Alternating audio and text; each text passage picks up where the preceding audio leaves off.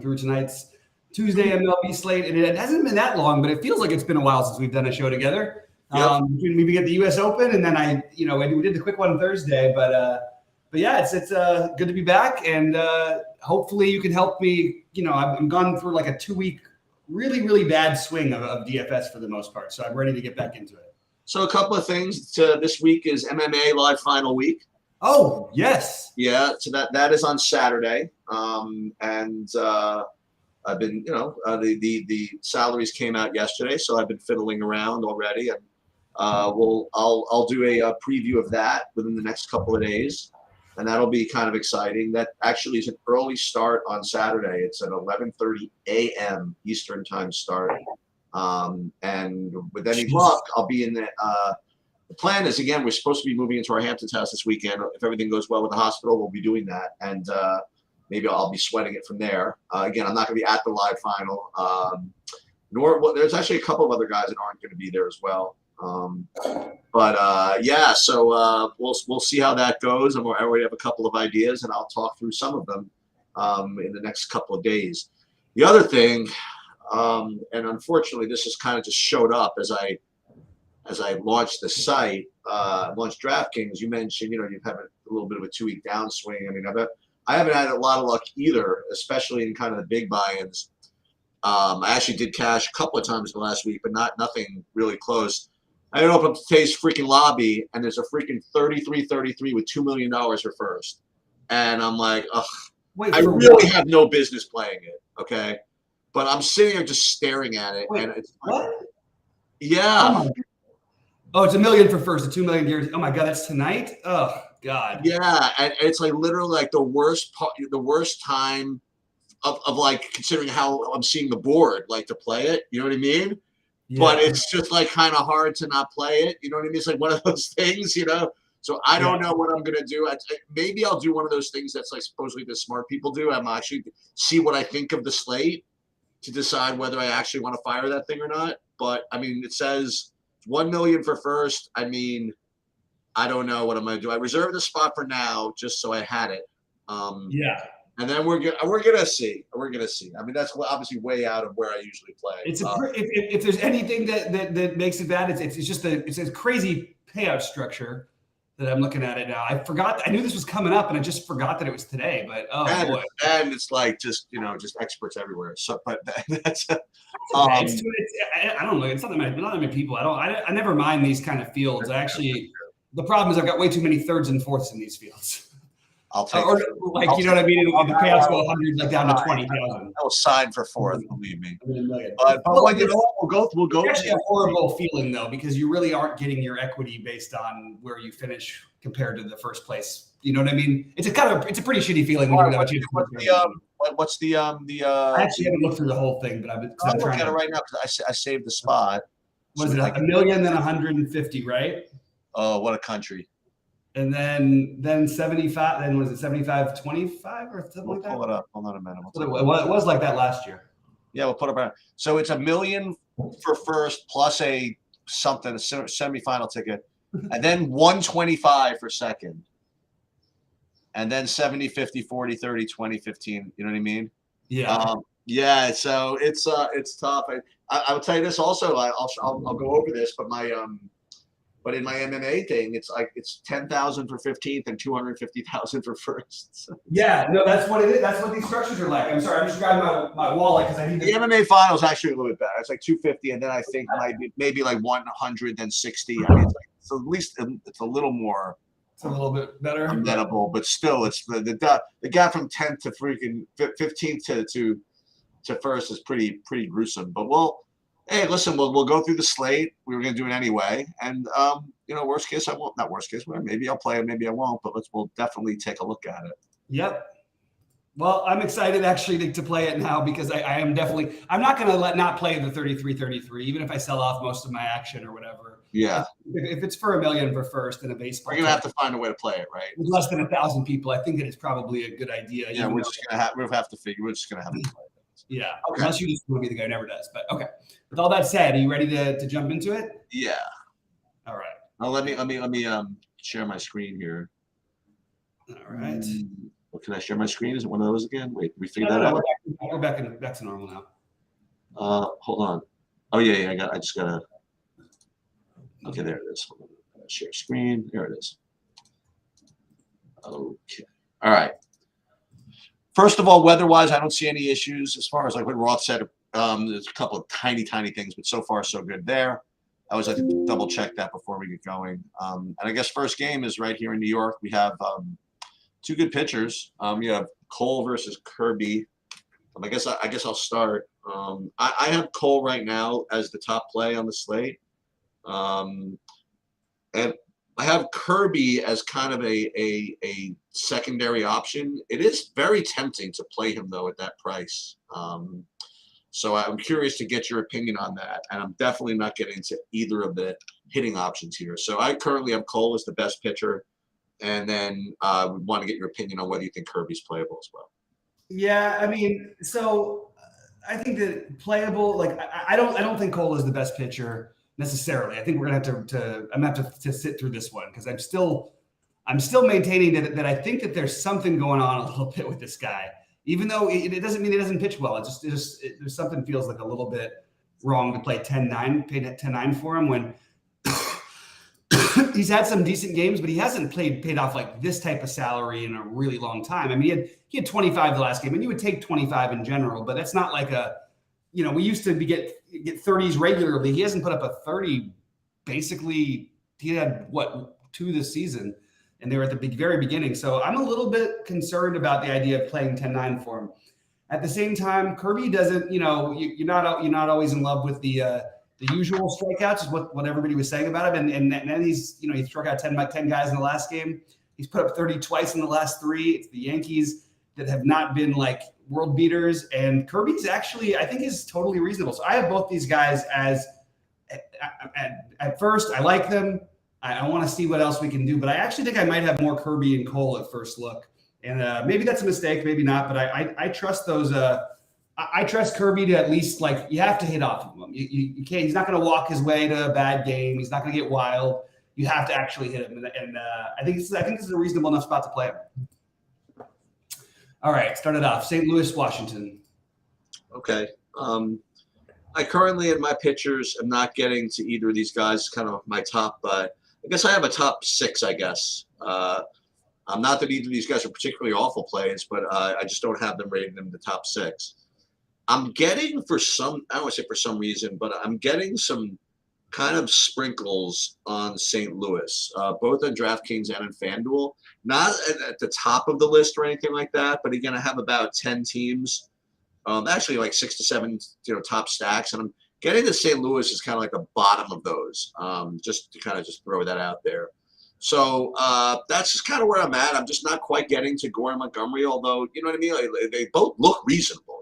Gore at 8K and Montgomery at 7,400 in a vacuum seem like decent plays, I guess. But they're just not popping into my top six. And then, as I mentioned, I do have St. Louis just kind of just threatening to poke its way into the top group. Yeah. Like it's, we all just see this every time with St. Louis. So there's a lefty, they've got a million righties. Let's go after him. It's weird though, because I have a lot of respect for, I think Gore is like he's his talent level. I think he's good. I just think that he's not always going to figure it out. And it is a tough matchup. There's like slight wind. I'm kind of curious where it ends up because it looks like it's like almost like a crosswind right now. But I'm open to the idea of St. Louis. I just don't feel in love with either of these spots. And I think Montgomery is like completely reasonable, but you're just got to know that you got the low strikeout situation. I will just do a quick refresh of let's just see where they hit. They're much better. They strike out a lot less they strike out more against lefties than they do righties. Yeah, so they're middle of the pack strikeout wise against lefties, whereas they're the second toughest team to strike out for righties, and they don't hit the ball very much off of them. So I think this is actually a fine spot like for Montgomery, but it's just where's the ceiling kind of a conversation, and that's pretty much all I've got. I don't think I can get to Mackenzie Gore, but Montgomery I have as an okay play. That's probably a fringier one that ends up on the outside looking in. But to be honest, I feel that way about a lot of guys today. So I'm curious to see what I'm going to do by the end of it. Okay. All right. St. Louis, Washington out of the way. So we have Pittsburgh, Chicago. Yeah. So I'm not getting to either of these pitchers in DFS. Obviously, Stroman's been doing really well, but he's not really a big DFS guy. I mean, he did have a big game a few starts back, but in general, it's just not the guy you want to play in for high upside. And I guess that's pretty much all I have. I mean, I really not getting to Oviedo. 6,200. I mean, I guess I would have made worse plays, but just not getting to him today. And similarly, hitting wise, I mean, they're just both teams are kind of out on the outside looking in for me. So these guys are not really in my mix. Yeah, I mean, again, it sounds like a broken record. To totally agree with you. You may end up at the end of the day playing like Mike Tauchman if he's leading off again at 2.4. I think that's just a reasonable price, but again, it takes up an outfield spot. But I mean, he had a nice game yesterday, and then that's pretty much all I have from this game. I think both. Actually, I think if you're like max entering, you're definitely playing some of each of these pitchers. Probably more Oviedo, to be honest with you, but I don't think it's ideal for if you're playing 3 lineups or something. I don't think I would run into either of these guys. It is 79, just for the record, it's 8 degrees blowing in from left, nothing special, but it is almost 80 degrees in Pittsburgh. Everywhere in the country is warmer than California. It's just crazy. That's pretty funny. Oakland and Cleveland. All right, Cheats, we got a good rhythm here with you starting off, so why don't you keep going there? So it looks like it's sort of a bullpen game from Oakland with 2 pretty reasonable pitchers, considering that Oakland is, obviously just an atrocious pitching team. But I think that this is a pretty good shot from them actually to try to win this game. I mean, I'm not going to play these guys, but I'm just kind of looking at this. The reason I bring it up is because Cleveland is actually showing up in all my different metrics as kind of a top stack, whether it be value or whatever. Yeah. And I just have this, this voice in the back of my head. You saying like just try to avoid these bullpen games in general.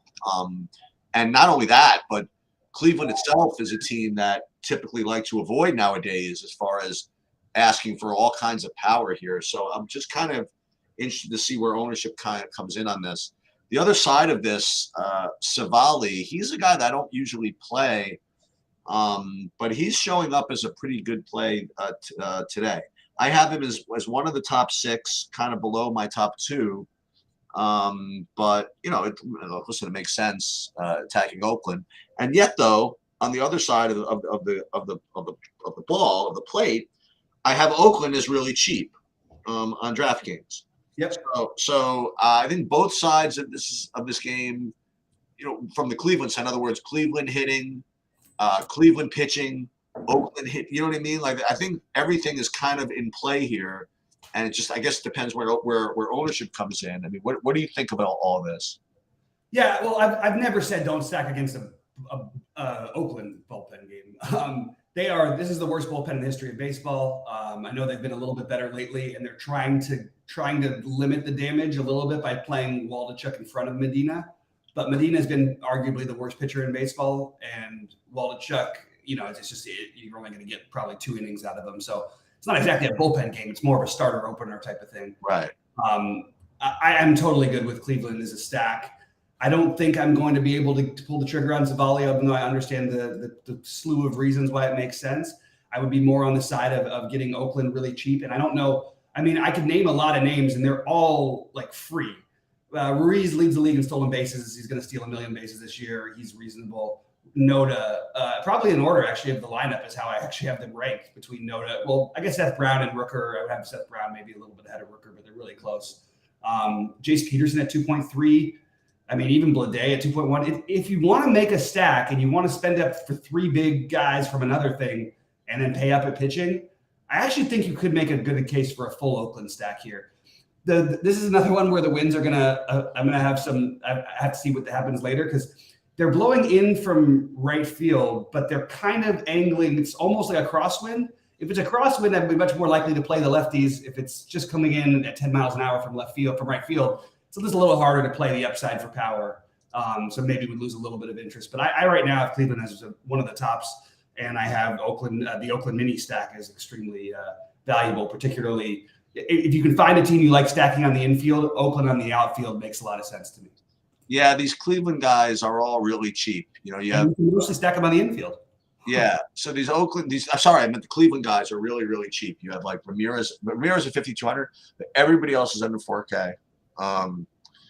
And you know, you could, if you feel like it, you could then play Cole with a higher price pitcher and get in pretty much whatever you want.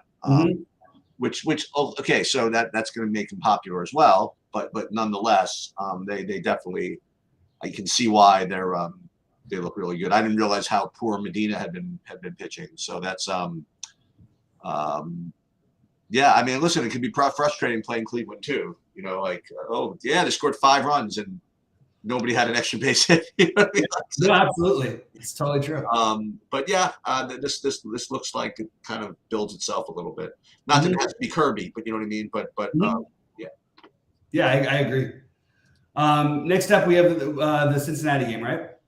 Yeah, you have Cincinnati, which has been kind of being treated as Coors East for a while now, I guess. But so you get Cincinnati that's showing up like once again as a good value stack, both on DraftKings and on FanDuel against Colorado.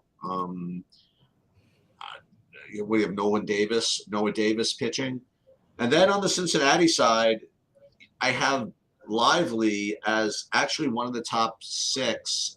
Even though it's interesting, this is at Cincinnati, but Colorado is just really just not good. So Lively, Cincinnati. And this is what the world is now. I mean, we're just like playing like Cincinnati pitchers and Cincinnati hitters, I guess.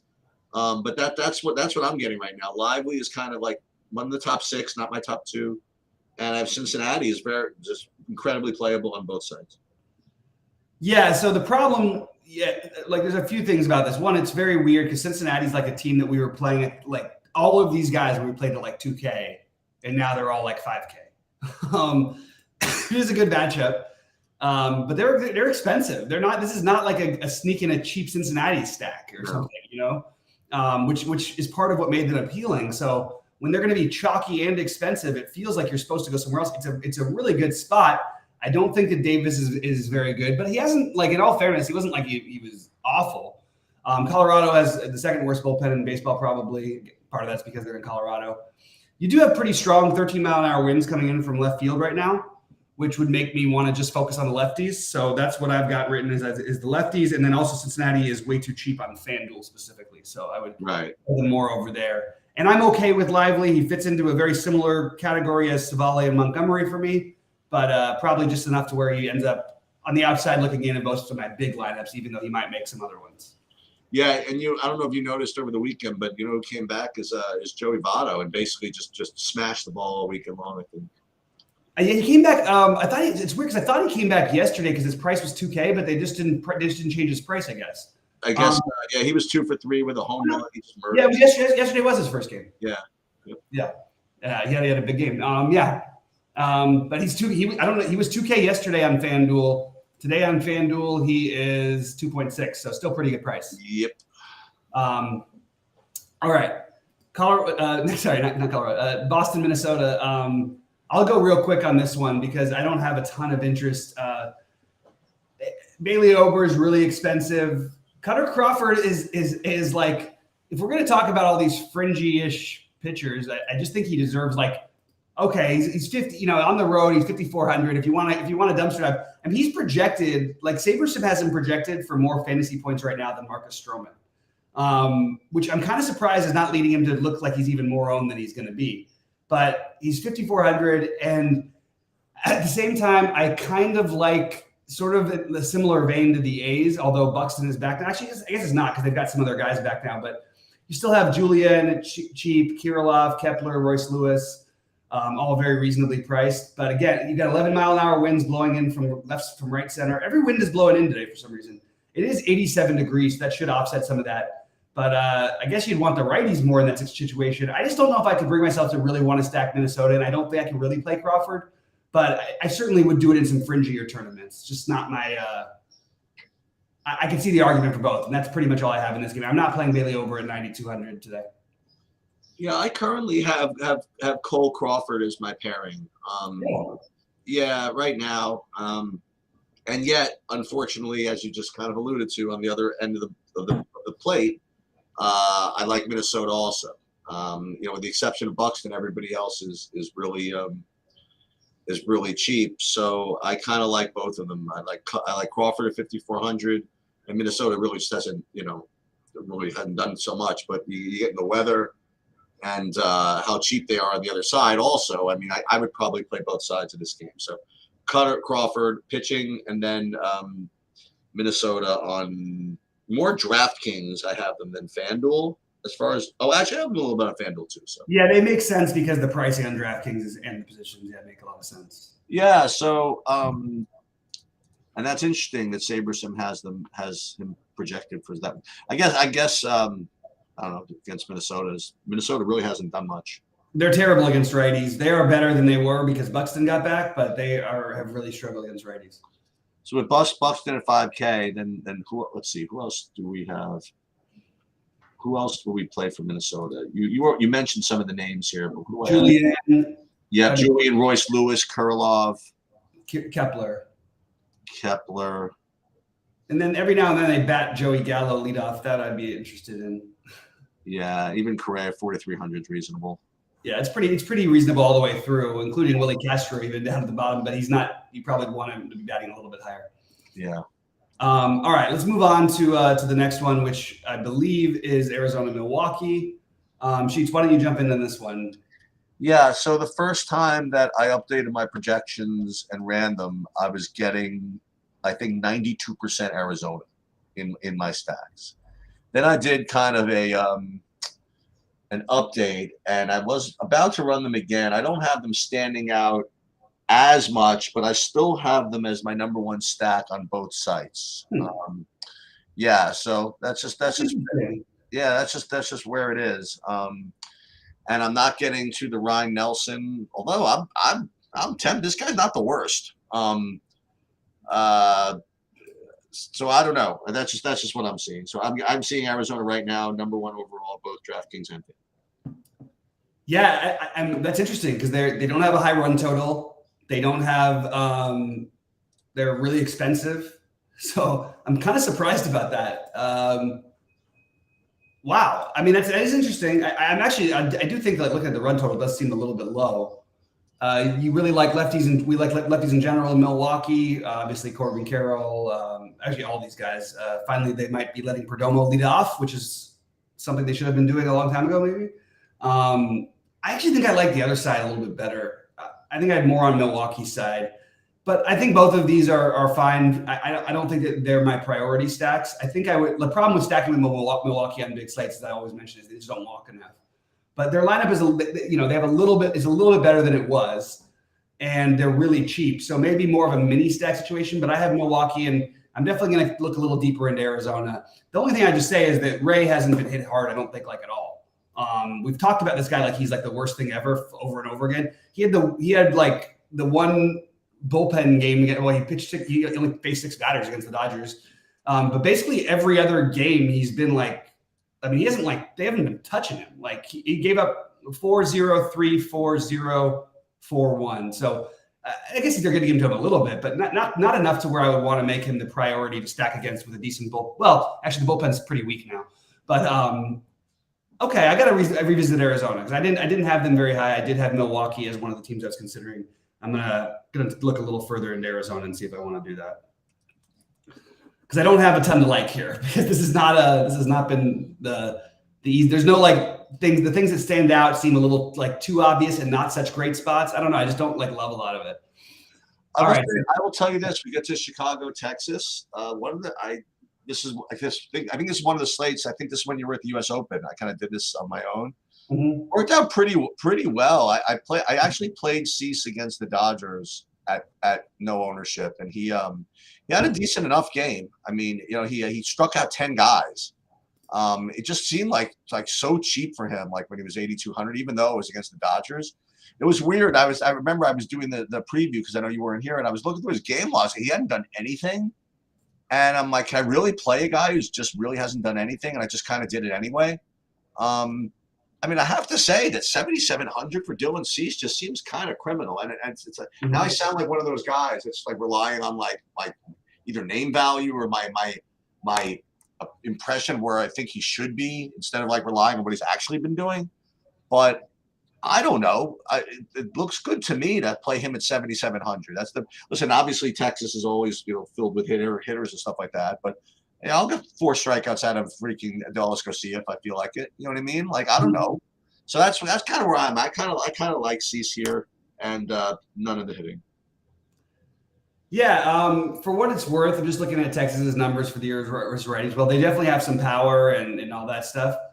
They strike out like middle of the road. It's not like they don't strike out at all. And like we know about Cease, he can create this is what he's always been good at. Like he's a really good strikeout pitcher. And it's funny because we say he hasn't done anything, but his numbers are basically better than the other guys in the 7K ranges are. Like right?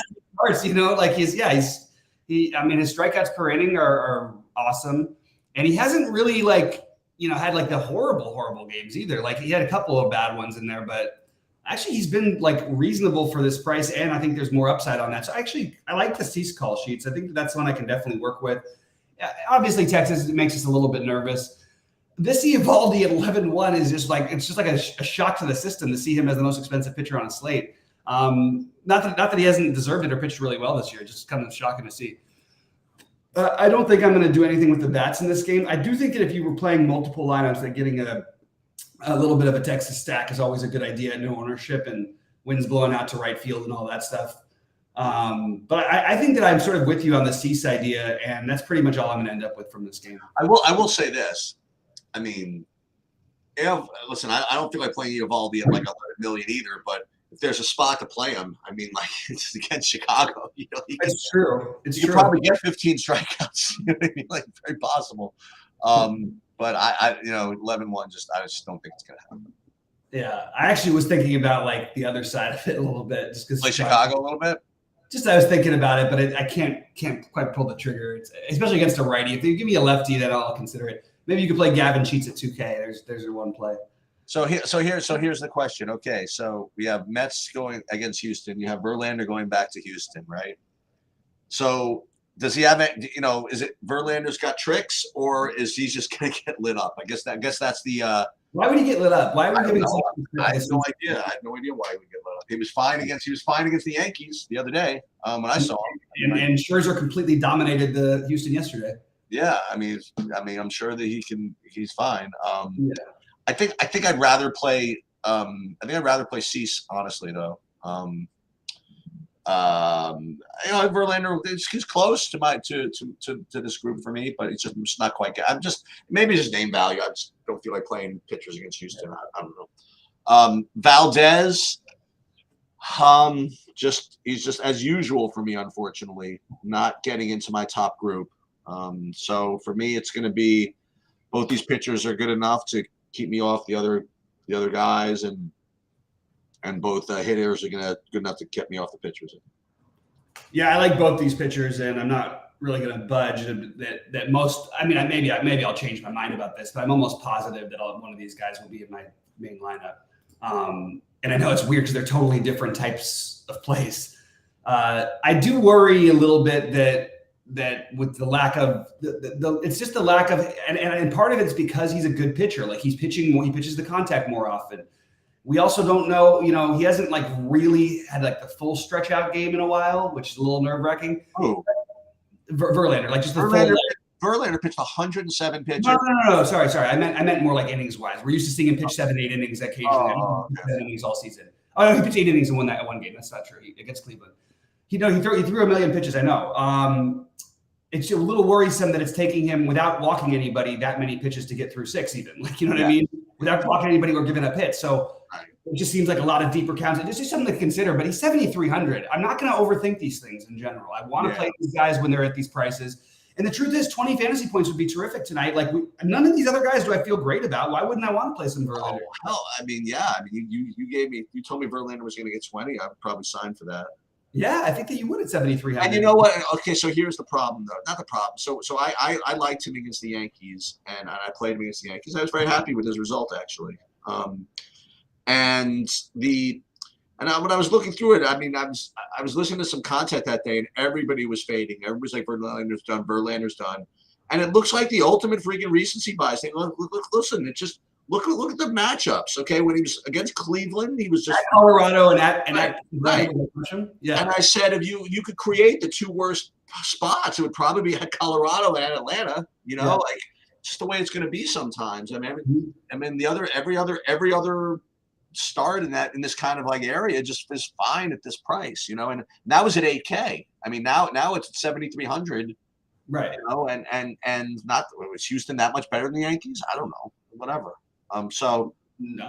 Yeah, I guess maybe you're right. Maybe I prefer. Oh, I know what's going to happen. I was about to say maybe I prefer Verlander to Cease, and then I just hear you in the back of my head. I'm just play them both. For what it's worth, Houston has play them both. That'll be the end of it.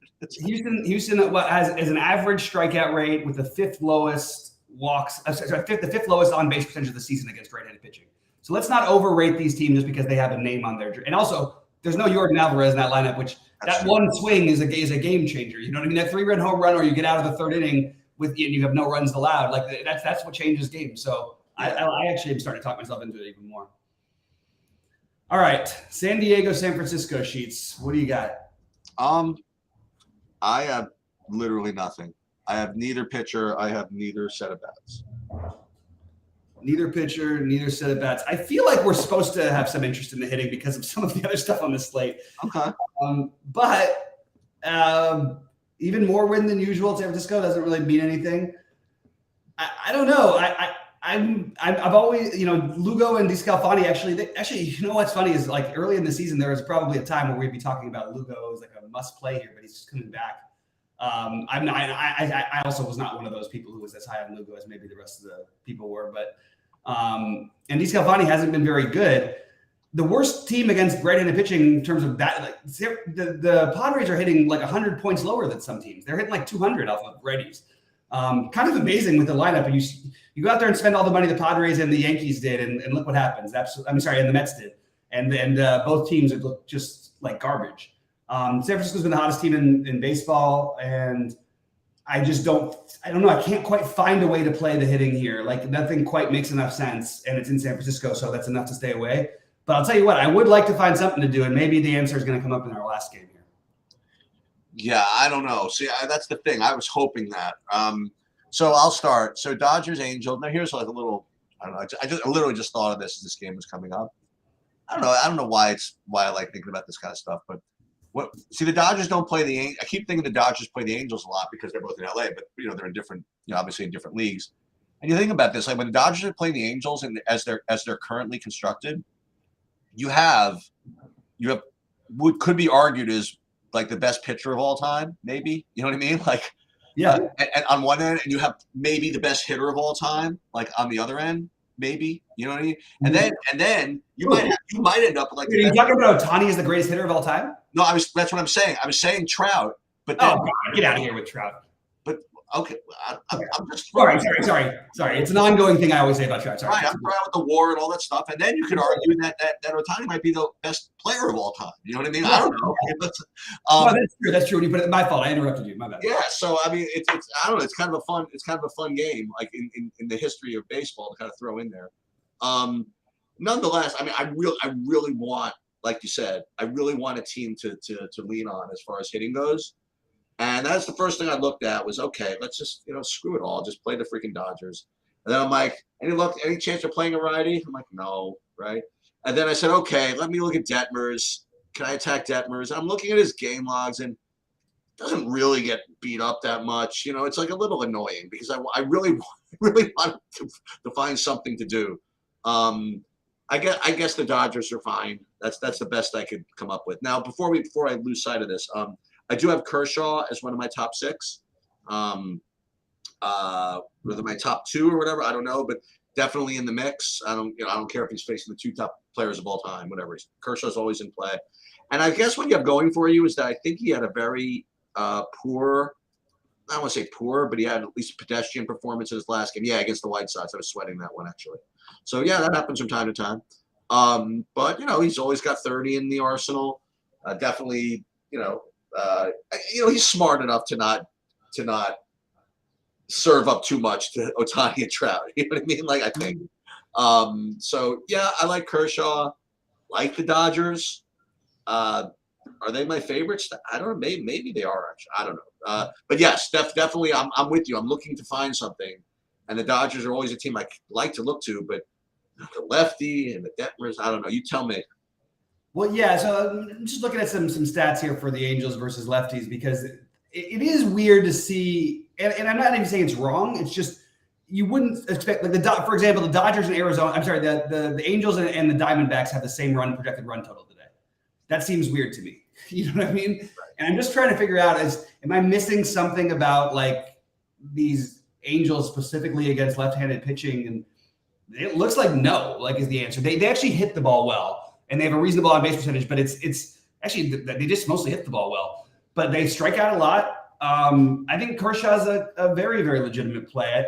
When you talk about Kershaw versus Cole, I think it's close. Like I really do. And the weirdest part of to say that Cole's actually showed more ceiling this year. I mean, sorry, Kershaw's actually had more of a ceiling this year. But I do think it's really close between those two. And, I wasn't going to play Cole and Kirby when we first started talking about this, but I think that I might end up playing some because I tell you what, this is a tough slate. Hey, you win the million tonight. You really did you did something. I think you earned it.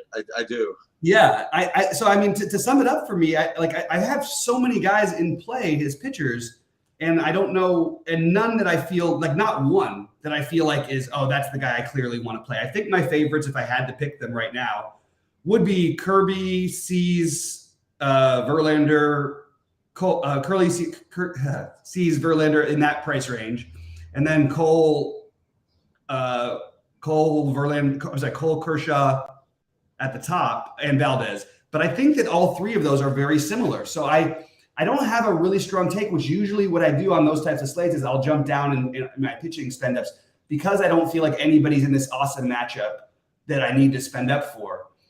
Maybe Valdez, you could argue, because the Mets have been all over the map this year. But I think that I might end up in that 7K range. And I think for hitting that I'm going to be, look, I like the Cleveland. I think that's a totally reasonable play. I like the Oakland mini stack on the other side. I like Cincinnati.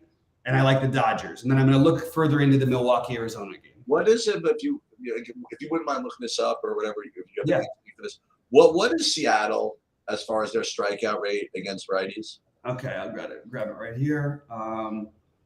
It feels as though they would strike out a lot, but it feels that they would be. I would guess the middle of the road from what I remember. Where are they? Where are you, Seattle? No, it's not middle of the road. It's a little. You're right. Seventh. Yeah, I mean that's the seventh in strikeout. He's not actually as low as you might think. It's just that, like, I'm looking. I mean, I'm gonna talk myself into some Cole. Well, but on the other hand, I'm looking at this Cole's just his game logs, and he's pitched like however many games he's pitched. It's like only 2 games. Only 2 results that I'm like, I guess we had to have it, feels a little bit lower outside of those games. I mean, he played Boston at home. He couldn't generate much of anything. Dodgers is fine, but San Diego, I guess he's had some tough matchups. Mets, Red Sox, Dodgers, Padres. Baltimore's no bargain either. At Toronto's no bargain either. Tampa's no bargain either. Yeah, I mean, if he was playing Baltimore today, I'd be all over him though. Just Baltimore always never hits against anybody for me. I'm gonna have to revisit it later and again be live at 6. But I think that for right now, I do think Cole is made a lot more in play than he was when I first started talking today. What about the other one? What about the other end of the equation? What about the Evaldi after all that? I mean, I can't do it. I don't even think he's like. I don't think I'd play him at like 9,100. I know against Chicago. I know he's been really good. I mean, sometimes he's been really good. I mean, he's been pretty good mostly though. Almost most of the whole season. I mean, the overall numbers are pretty good. Only 4 strikeouts in 5 innings against the Tigers. I mean, he's not going to have a perfect game every game, but no, he's not. But Pittsburgh, Tampa, I don't know. It's going to be tough. So maybe hopefully, just for fun, let me do a Saber sim build. Again, this is I did one before, and I ended up with all this Arizona stuff. But let me see. But I updated projections since then. So let's see what I would get. Let's just build MME. I'll build like 150 lineups just to see.